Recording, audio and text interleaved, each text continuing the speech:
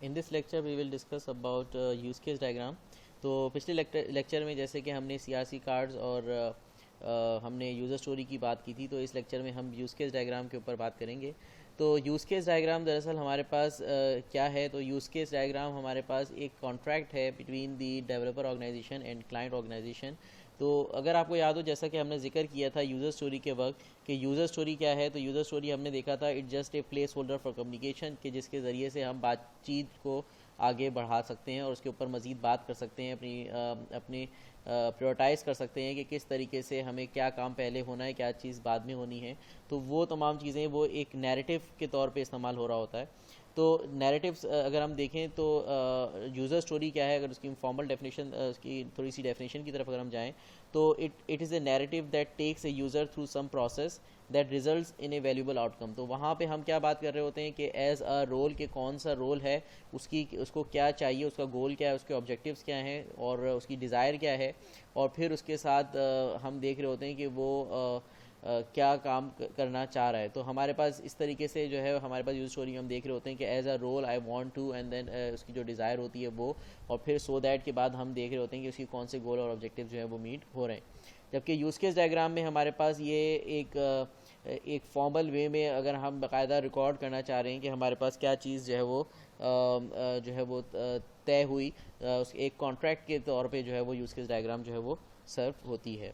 तो यहाँ पे अगर हम यूज़ केस डायग्राम को देखें, तो यूज़ केस डायग्राम में बेसिकली हमारे पास जो बेसिक अगर हम देखें तो तीन चीज़ें होती हैं। फर्स्ट हमारे पास होता है इसमें टाइटल, जैसा कि आपको इस पिक्चर में दिख रहा है ऑनलाइन बिल पे, ये हमारे पास कोई ना कोई टाइटल होगा। कोई ना कोई हमारे पास एक्टर होंगे जो कि बता रहे होंगे कि जो है वो किसको क्या ख्वाहिश है। यहाँ पे जो डिज़ायर्स बताने वाले हैं वो एक्टर्स हैं। और हमने देखा कि जो टाइटल है, टाइटल जो कि हम बता रहा है कि व्हाट इज़ द गोल। और फिर तीसरी चीज़ जो है वो ओवरऑल सिनेरियो है, जिसको सिनेरियो से हमें क्या पता लग रहा है कि हमें हाउ इट इज़ अकम्प्लिश, कि ये जो सिनेरियो है ये किस तरीके से अकम्प्लिश होगा। जैसे कि ऑनलाइन बिल पे है, तो ऑनलाइन बिल पे हमें किस तरीके से अकम्प्लिश होगा। तो ये तीन चीज़ें हैं जो कि यूज़ केस में इंपॉर्टेंट हैं। देन हमारे पास अगर हम देखें तो एक्टर है, वो एक्टर हमारे पास जैसे कि कस्टमर है, तो ये भी एक एक्टर है। उसके अलावा अगर हम पेमेंट्स प्रोसेसिंग सर्विस देखें तो ये भी एक एक्टर है। तो एक्टर हमारे पास जो है वो ज़रूरी नहीं है कि कोई इंसान हो, वो कोई सिस्टम भी हो सकता है, कोई सर्विस हो सकती है, कोई सर्वर हो सकता है। दूसरा अगर हम देखें तो यहाँ पे प्राइमरी स्टेक होल्डर, यहाँ पे अगर हम देखें तो लेफ़्ट साइड पे जो एक्टर्स होंगे ये हमारे पास प्राइमरी स्टेक होल्डर्स कहलाते हैं। और जो लेफ़्ट साइड जो हमारे पास यहाँ पे लेफ़्ट साइड पे होंगे ये हमारे पास जो है वो प्राइमरी स्टेक होल्डर्स हैं। और जो हमारे पास यहाँ पे राइट साइड पे हैं ये हमारे पास जो है वो सेकेंडरी स्टेक होल्डर्स कहलाएंगे।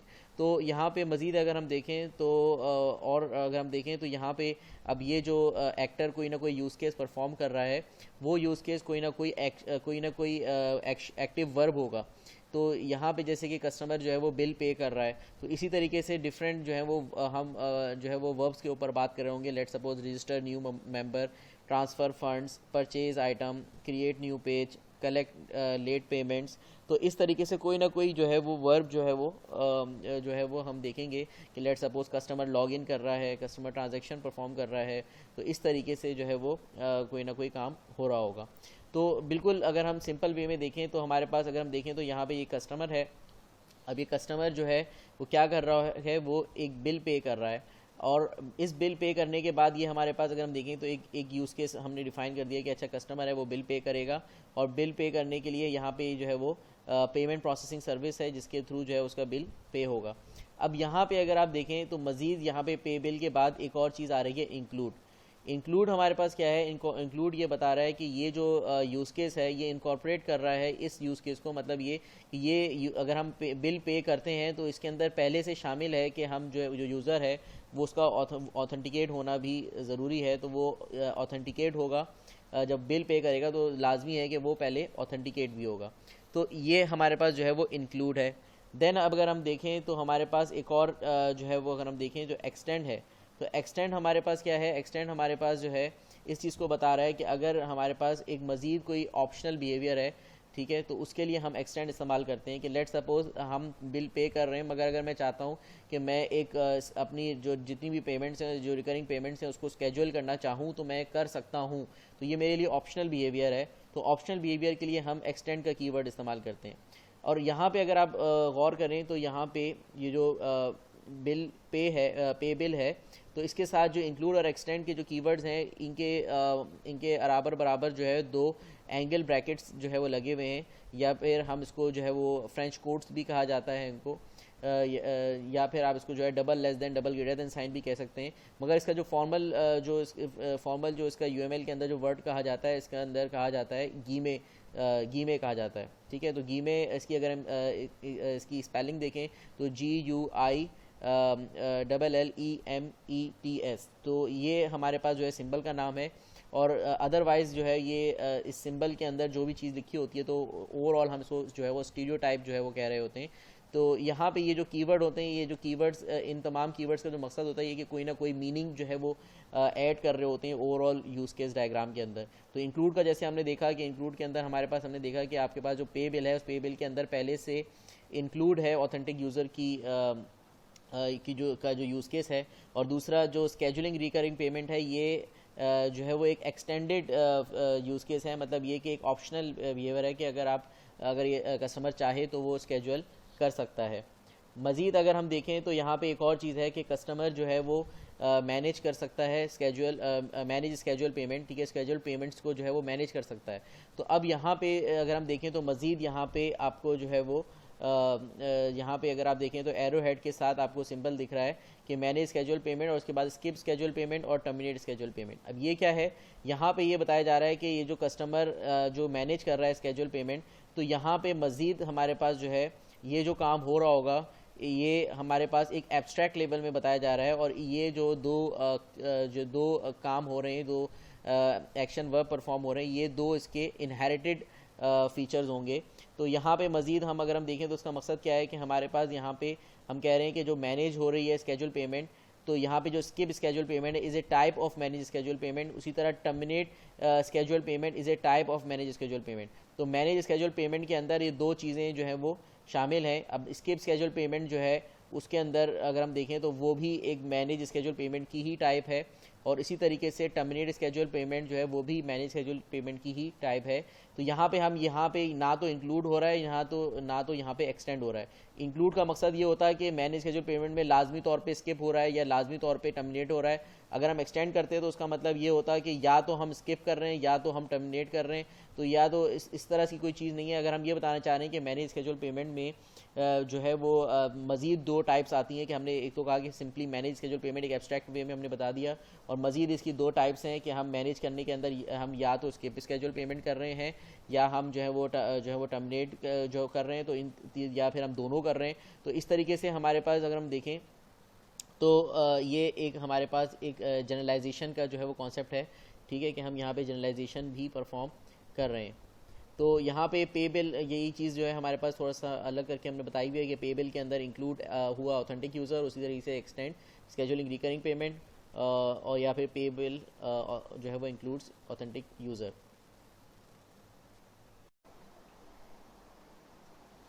तो अभी हमने एक छोटी सी एग्जांपल देखी। अब अगर हम यूज़ केस डायग्राम की एक और एग्जांपल देखते हैं, तो ये जो डायग्राम आपको दिख रही है ये थोड़ी सी इनफॉर्मल वे में बनी हुई है, जो कि हम फॉर्मली जो टूल्स वगैरह को इस्तेमाल करते हुए बनाते हैं, जैसे कि VBUML या फिर ऑनलाइन टूल्स हैं, ल्यूसिड चार्ट है और क्रिएटली है। मगर ये जो डायग्राम अगर आप देखें तो ये बिल्कुल इनफॉर्मल वे में, इनफॉर्मल से मुराद ये है कि ये चार्ट पेपर टाइप पे बनी हुई जो है वो एक हैंड से ड्रॉ की गई जो है वो एक डायग्राम है। तो यहाँ पे इसको डिस्कस करने का मकसद ये है कि इन एजाइल वे अगर हम देखें तो वहाँ पे जहाँ हम प्रोसेसेस को, टूल्स को जो है बहुत ज़्यादा हम फोकस नहीं करते, तो वहाँ पे हम यूज़ केस डायग्राम कुछ हद तक इस तरीके से बना सकते हैं, जिसके अंदर क्योंकि हमने देखा कि वहाँ पे जो डिज़ाइन है वो इवॉल्व होता रहता है, और इसी तरीके से जो है वो डिज़ाइन मज़ीद मैच्योर होता है, और वहाँ पे भी हम जो आर्किटेक्चर है उसको हम फिक्स करने की बात नहीं करते। तो यहाँ पे हमारे पास अगर हम देखें तो यहाँ पे क्योंकि यूज़ केस डायग्राम भी यहाँ पे एक बहुत हद तक जो है वो एक कम्युनिकेशन के लिए जो है वो इस्तेमाल हो रहा है, कि जिसके अंदर हम जो है वो कम्युनिकेट कर सकें और रख सकें अपने पास कि हमारी जो लास्ट कम्युनिकेशन हुई थी उसमें ये तमाम चीज़ें डिस्कस हुई थी। तो लेट सपोज अगर हमारे पास कोई यूज़र स्टोरी है कि as an author I need to review and approve reader comments in order to keep the discussion relevant and civil। तो यहाँ पे हमें पता लग रहा है कि एक ऑथर है, उसकी ऑथर की क्या डिमांड है कि वो जो है वो पहले रीडर के जो कमेंट्स हैं वो अप्रूव कर सके, उनको रिव्यू कर सके इससे पहले कि जो है वो कमेंट्स जो है पब्लिश हों। इसी तरीके से डिफरेंट यूज़र स्टोरीज़ हैं, उसके हिसाब से एक यूज़र स्टोरी जो है वो बनाई गई है। तो यहाँ पे हमारे पास एक जो एक्टर है वो है मॉडरेटर है। मॉडरेटर का काम है टू क्रिएट मैगज़ीन क्रिएट करना। उसी तरह ऑथर का काम है टू क्रिएट आर्टिकल। उसी के साथ अगर हम देखें तो यहाँ पे मज़ीद एक और हम देखें तो यहाँ पे क्या है, एक डिपेंडेंसी हमारे पास है, शो हो रही है। तो डिपेंडेंसी क्या शो हो रही है कि आपके पास अगर जो आर्टिकल है तब तक वो क्रिएट नहीं हो सकता जब तक मैगज़ीन क्रिएट ना हो। इसी के साथ साथ जो कमेंट ऑन आर्टिकल है, यहाँ पे भी हमें यही सिंबल हमें दिख रहा है। तो ये बता रहा है कि आपके पास जो कमेंट ऑन आर्टिकल है वो तब तक नहीं हो सकेगा जब तक आर्टिकल क्रिएट ना हो। अब यहाँ पे अगर हम देखें तो हमने अभी तक ये जो है वो हमने सिंपल सा यूज़ केस जो है डिस्कस किया। अब इसके बाद मज़ीद जो एक और चीज़ है वो क्या, कि कमेंट जो है वो अगर कोई रीडर जो है वो कमेंट करता है, ये अगर हम जो कमेंट कर रहा है वो कौन है, रीडर है। तो रीडर जो कमेंट करेगा वो तब तक इनविजिबल रहेगा जब तक जो है ऑथर उसको जो है वो अप्रूव ना कर दे। तो यहाँ पे हमारे पास मज़ीद ऑथर जो है वो क्रिएट आर्टिकल के साथ उसका एक और काम क्या है, टू अप्रूव कमेंट्स। अब ये जो अप्रूव कर रहा है कमेंट्स, इसके लिए अगर हम देखें तो यहाँ पे एक और मज़ीद हमने जो है वो यहाँ पे इसको हमने पहले भी डिस्कस किया कि हमारे पास गीमे साइन के अंदर यहाँ पे रिक्वायर्ड जो है लिखा हुआ है। तो ये हमारे पास एक तरीके से एक मीनिंग ऐड कर रहा है इस यूज़ केस डायग्राम में कि यहाँ पे जो कमेंट और आर्टिकल है उसको शो होने के लिए पहले कमेंट की अप्रूवल की ज़रूरत है। अब मज़ीद यहाँ पे अगर हम देखें तो ऑथर है, जो कि यहाँ पे एक और चीज़ है कि हो सकता है कि आपके पास जो रीडर है यहाँ पे उसने जो है वो कोई ईमेल के थ्रू जो है वो रिक्वेस्ट की हो। तो यहाँ पे जो या फिर जो ऑथर है वो जो डायरेक्टली अगर उस सिस्टम से कम्युनिकेट नहीं कर रहा तो वो ईमेल के थ्रू जो है तो ईमेल पे एक रिक्वेस्ट जाती है ऑथर के पास, तो वो ऑथर जो है बाय ईमेल भी जो है वो कमेंट्स को अप्रूव कर सकता है। तो यहाँ पे ये अगर हम देखें तो यहाँ पे जो है एक्सटेंड जो है वो कीवर्ड दिया गया है। तो एक्सटेंड कीवर्ड हमने पहले भी डिस्कस किया कि ये हमारे पास एक ऑप्शनल है कि हमारे पास ये जो बेस जो भी बेस आपके पास लेट सपोज यूज़ केस है उसको ये ऑप्शनल बिहेवियर है कि ये ऑप्शनली जो है वो इनकॉर्पोरेट कर सकता है, कि हो सकता है कि अगर ऑथर चाहे तो वो बाय ईमेल जो है वो अप्रूव करे, अदरवाइज़ जो है वो हो सकता है कि इस ऑप्शन को इस्तेमाल ना करें। तो यहाँ पे एक्सटेंड का कीवर्ड लगा के जो है वो बताया गया है। मज़ीद जो मॉडरेटर है वो भी कमेंट्स को अप्रूव कर सकता है। तो ये एक जो है वो सिंपल सी जो है वो एग्जांपल है कि इन एन एजाइल वे अगर हम जो है वो यूज़ केस डायग्राम बनाना चाहें तो यहाँ पे हमने देखा कि बिल्कुल सिंपल वे में हमारे पास जो है वो एक ईजी टू अंडरस्टैंड जो है वो ये डायग्राम है। और मज़ीद इसके अंदर अगर हमें कोई चेंजेस करनी है तो हम वहीं पर ही उसी चार्ट पे जो है वो ईज़िली कर सकते हैं। तो यहाँ पे इसको हम दोबारा से अगर हम डिस्कस करें तो हमने देखा कि हमारे पास मॉडरेटर है, ऑथर है। मॉडरेटर ऑथर दोनों ही कमेंट्स को अप्रूव कर सकते हैं, मगर यहाँ पे जो इनका अगर हम देखें तो इनका जो मेन रोल है वो क्या कि मॉडरेटर मैगजीन्स क्रिएट कर सकता है और ऑथर जो है वो आर्टिकल क्रिएट कर सकता है। ऑथर तब तक क्रिएट आर्टिकल नहीं करेगा जब तक मॉडरेटर मैगजीन क्रिएट नहीं करेगा।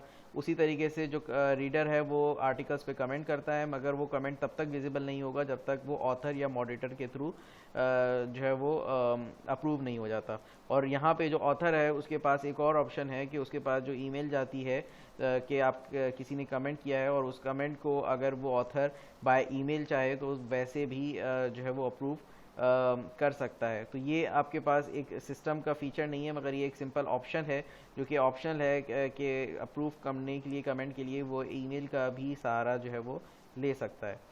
तो यहाँ तक हमने देखा कि जो है वो एक और तरीके से हम किस तरीके से यूज़ केस डायग्राम जो है वो बना सकते हैं।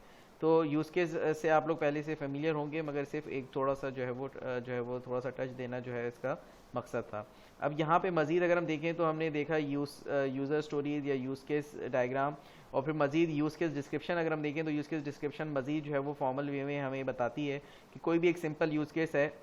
लेट सपोज एक कस्टमर है, he is searching for a flight, तो उस जो भी यूज़ केस है उस यूज़ केस की एक बाकायदा आईडी होगी जिससे वो हम उसको ट्रेस कर सकेंगे।